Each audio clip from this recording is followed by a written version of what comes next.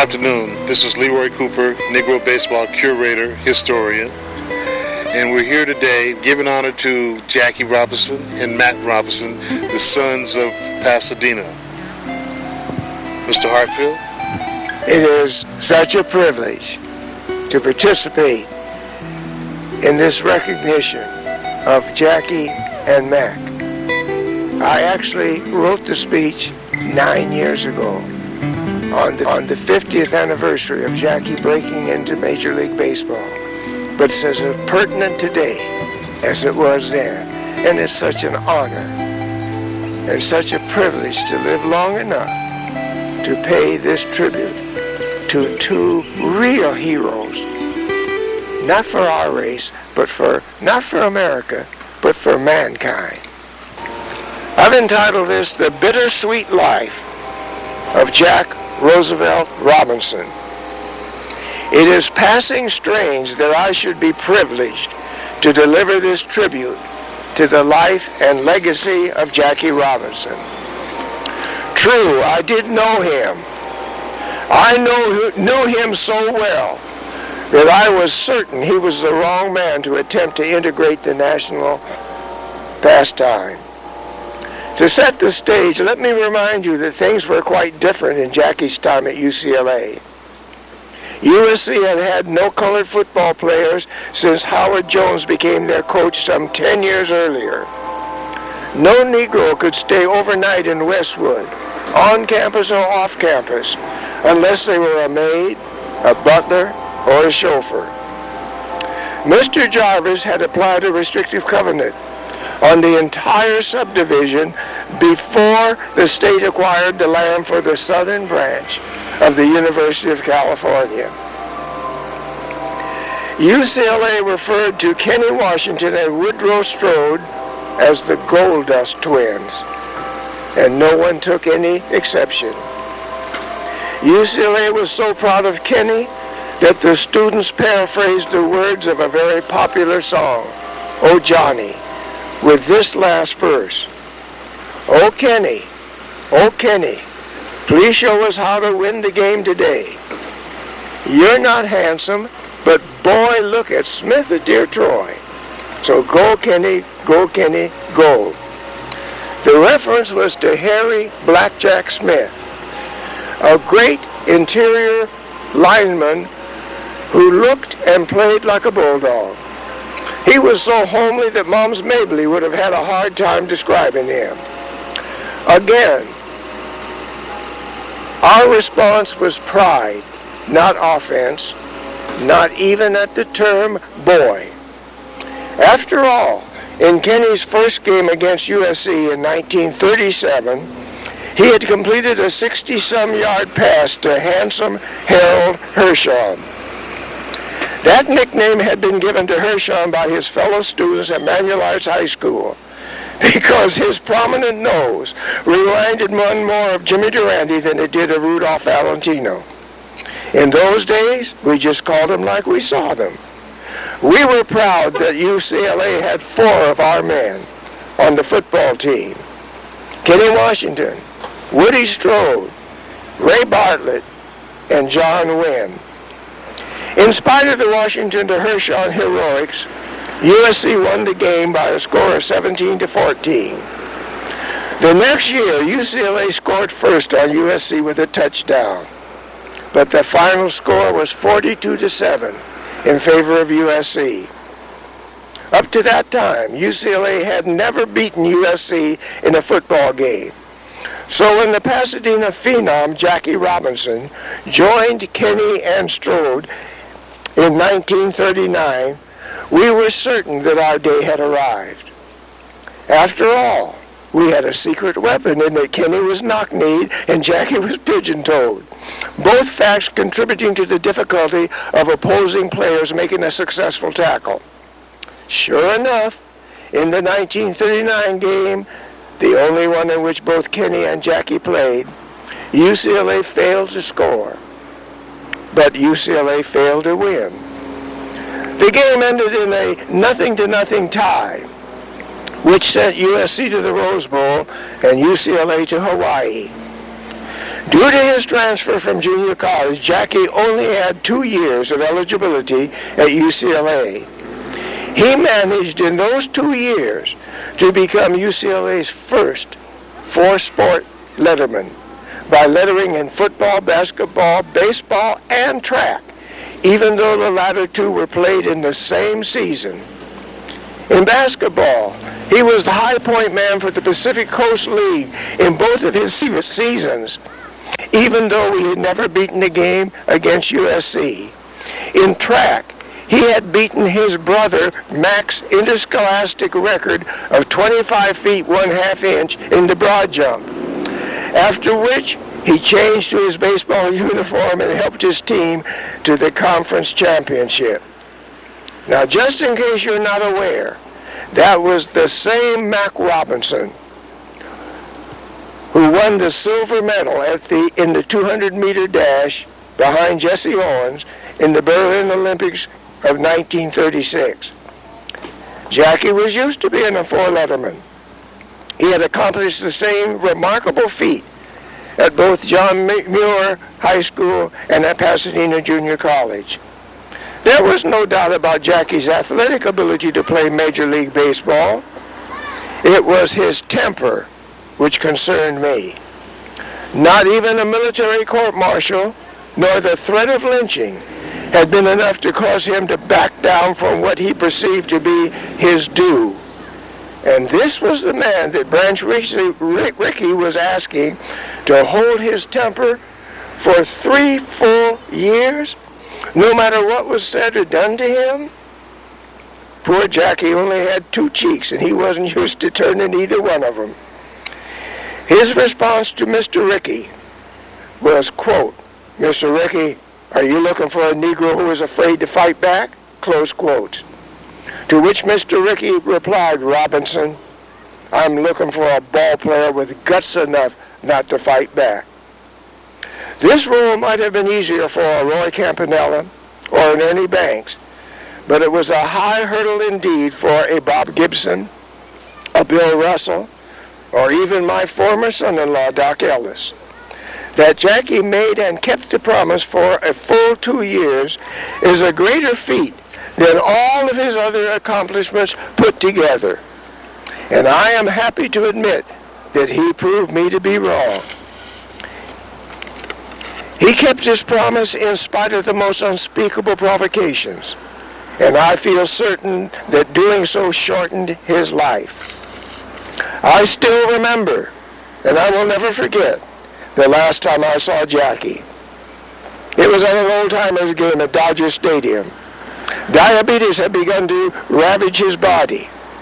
A fan from a few rows up called to Jackie to autograph the ball that he tossed to the former most valuable player, and it hit Jackie in the head. When he was finally allowed to be himself, and the press and even some civil rights leaders criticized him for his militancy, I was all the more proud of him for having bottled it up in fulfillment of his promise.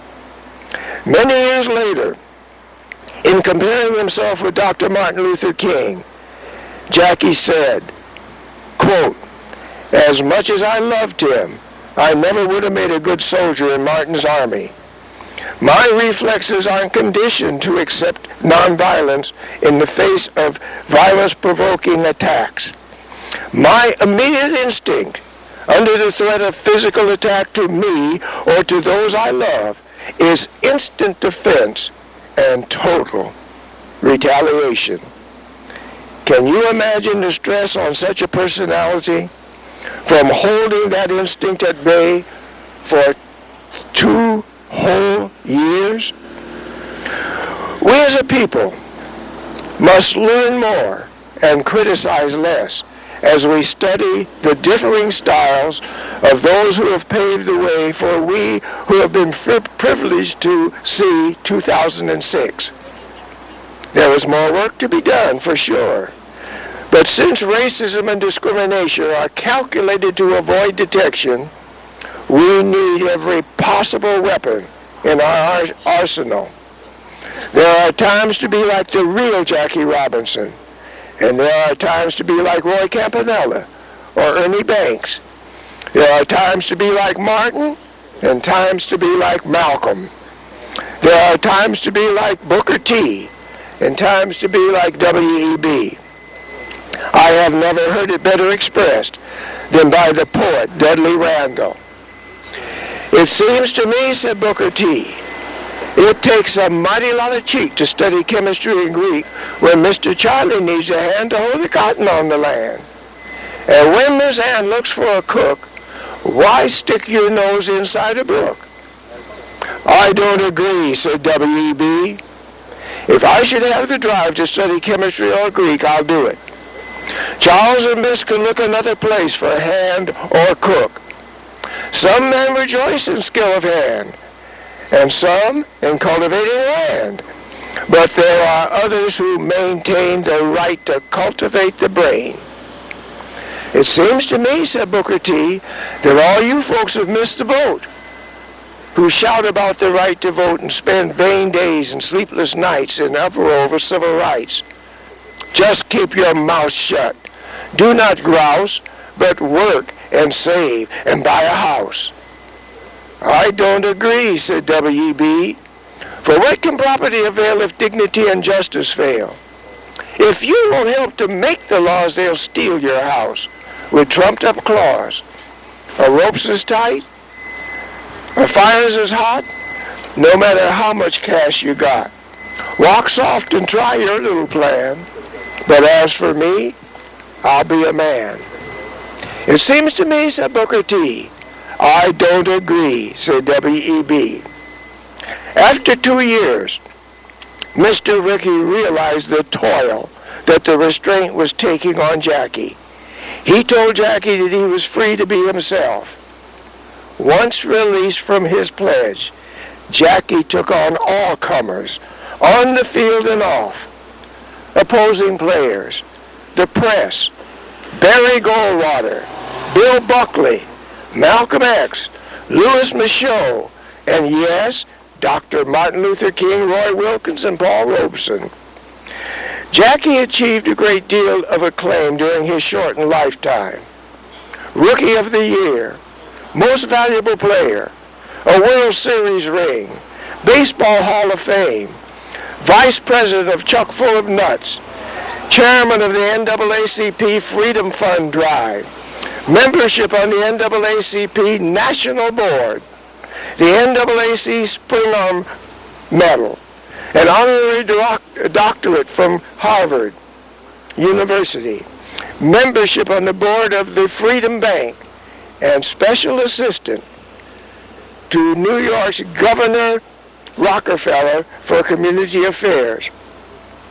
How then was it that he entitled his autobiography, quote, I never had it made? The answer can be found on page 88 of that autobiography, where he explains, I'm grateful for all of the breaks and honors that I've had, but I always believe I won't have it made until the humblest black kid in the most remote backwoods of America has it made. A team player to the end. Going 4 for 4 is not enough for a team player unless his team wins the game.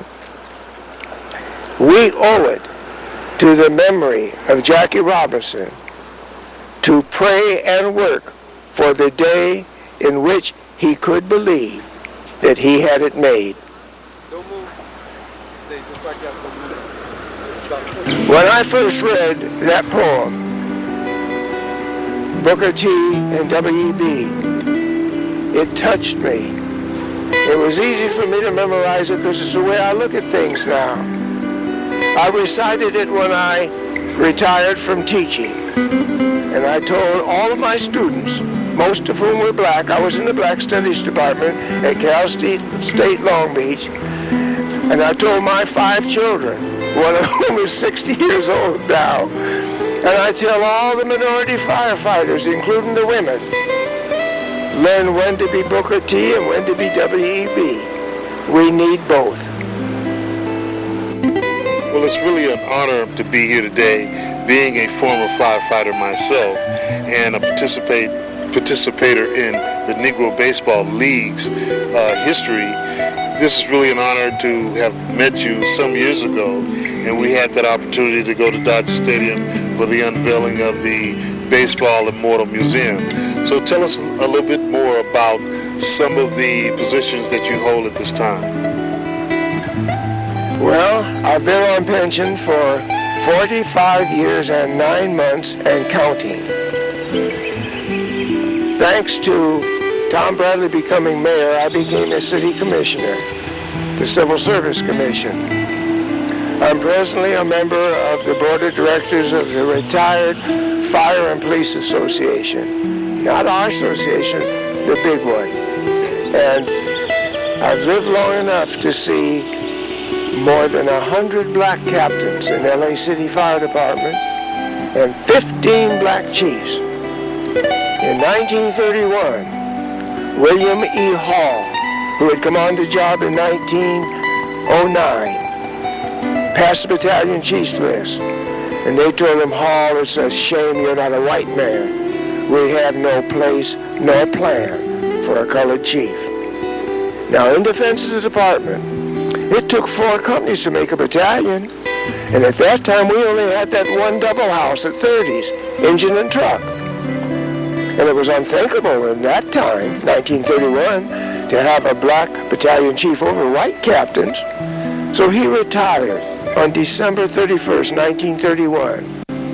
The Lord has blessed me to live long enough to see 15 black chiefs in LA City Fire Department, including 2 deputy chiefs and 2 assistant chiefs. My last 17 years on the job, no black could make captain, because all our captain spots were full. The Lord has blessed me to live long enough to see over 100 black captains, 60 of whom are on the job now, along with 13 black chiefs. Everything that I thought was a handicap has turned out to be a blessing. It was because I couldn't promote that I chose to go back to school. I feel certain that if I could have even promoted to driver, I never would have taken advantage of the GI Bill and gone back to school. And in the long run, it enabled me to come up with 3 pensions instead of just 1. Mac and Jackie Robinson were like the Venus and Serena of their time. So tell us a little bit about Jackie and Mac. Jackie wasn't the only one that had a temper. Mac had a temper too. In fact, it was because he became angry at Oregon or Oregon State, whichever one he was at, that Jackie ended up at UCLA. Mac forbade him to go to Oregon. And so we were lucky enough to get Jackie. About a year ago, the Los Angeles City Firemen the department celebrated its 100th black captain. My last 17 years on the job, no black could make captain. I was tickled to death. But one of the younger men, who is more militant than I, that's nothing to celebrate. We've been here 110 years. I said, yes, that may be true. But when I retired, there had only been 14 in history. In the next 40 years, you've gotten 86 more, plus all those chiefs. I'd rather celebrate the glass being half full than complain that it's half empty. To understand why I look at things a little differently than the younger men on the job, when I graduated from Manuel High School in 1936, I had never seen a black teacher. Not only never had one, I had never seen one. I had heard of 2, but I hadn't seen them. There had never been a black judge. There had never been a black councilman. There had never been a black supervisor. There had never been a black member of the Supreme Court. That's why, even though things aren't perfect yet, I choose to look at the glass half full rather than half empty. You know, that's really funny because, you know, my coming on to the fire department in the 1970s, I worked with Inglewood Fire Department for 1 full year thinking that I was the only and the first black fireman for the city of Inglewood. And 1 year later, I find out that there was another fireman, Al Williams, that was black, but he looked white. First of all, we'd like to thank Mr. Arnett Hartsfield for being here today and giving his experiences with the Jackie Robinson and Mac Robinson brothers.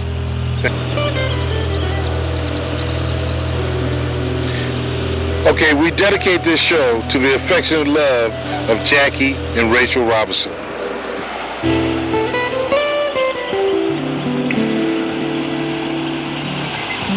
This show would not be complete without mentioning our famous champion, Mr. John Buck O'Neill.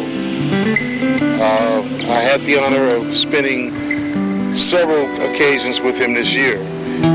Most of all, Cooperstown about 6 weeks ago. We spent a wonderful 5 days together, and he is truly a champion and will be missed. Buck O'Neill is really known for being a famous scout, coach, and manager for Major League Baseball. Coming out of the Negro Leagues, he was known for signing several top ball players such as Willie Mays, Lou Johnson, Ernie Banks into contracts with the proper teams. He would select players by their personalities and the needs for teams and supply them to the right people. And even to this day, he is heralded as the spokesman or the poster child for the Negro Leagues. Thank you.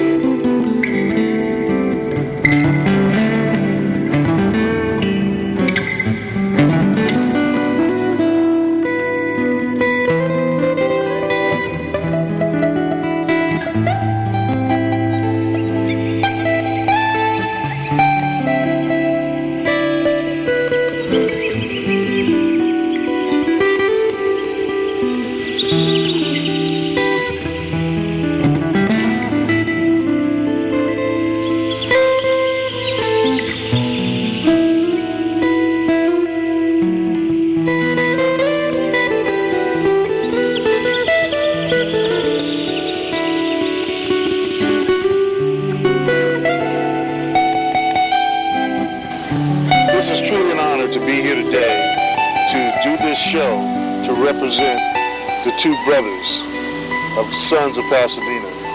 And again, it was really wonderful to spend time today with my friend Arnett Hartsfield, who is living history at 87 years old, to be here to share this story today of Jackie and Mac Robinson.